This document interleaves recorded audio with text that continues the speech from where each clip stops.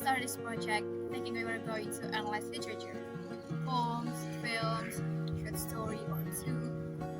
We thought we understood the topic well enough to talk about it. Youth violence, group-based juvenile crime. We had seen it in the news. We had heard about it in passing. We thought we knew what it looked like. Turns out, we did not. The more we read, the more we researched, the more we listened to real people talk about it, the clearer it became that this issue is not what the headlines make it look like. It is wider than that, it is closer than that. And it has been going on long before anyone thought to write an article about it. So, this is our final reflection. Not a summary, not a conclusion, just for people telling you what actually shifted for us after months of sitting with us. The first things this project broke down for me was the idea that youth violence comes from bad people making bad choices. That's the easy version of the story, the one that lets everyone else off the hook. But when you start reading Jericho Brown writing about inherited cycles of violence, or watch Tyler Ingves fall apart under the weight of pressure nobody acknowledged, you start to see something different.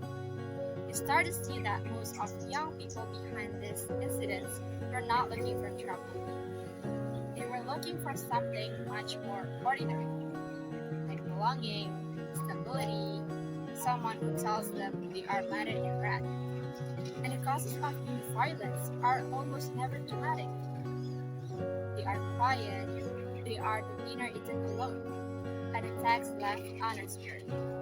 And also the teacher who noticed there was something off and decided it was not their place to say anything. Understanding this does not excuse what happens. It's not about what did we do, but what did we miss before they did it. What stayed with me most from this project was how consistently society treats youth violence as inevitable. A phrase. Something teenagers go through. The number we found told a different story. 712 cases in one Indonesian province in 7 months. 40% of global homicide victims aged between 50 and 29. These are not small numbers. These are not isolated incidents. But the conversation around it stays shallow.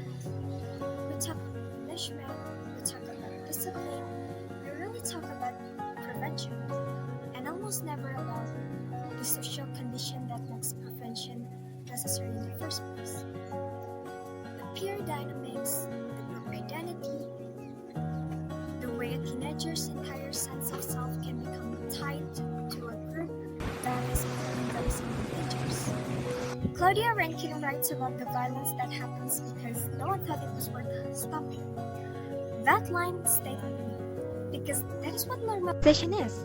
It is a collective decision that something is not worth stopping.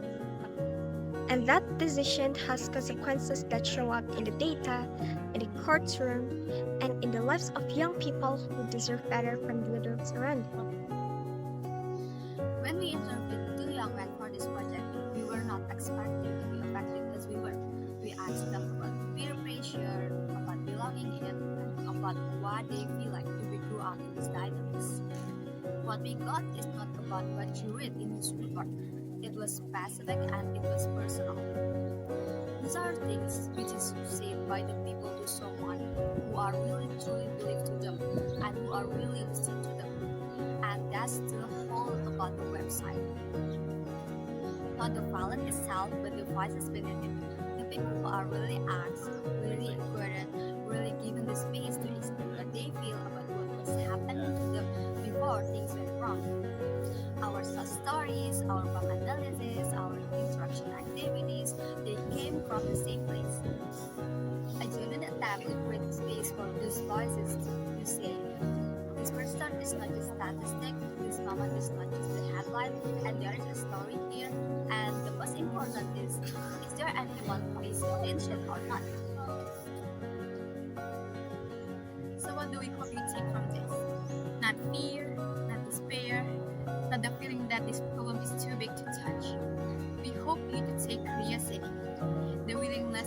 why before you ask what. You look at a young person who is struggling and wonder what they are carrying before you decide what they deserve. Because literature taught us something that the statistics alone never could. Every single work we analyzed, from the poems to the films, to the short stories to the real cases, all pointed to the same truth. Young people do not become violent in a big queue. They become violent in the silence that nobody interrupted. And silence is something that any one of us can choose to be.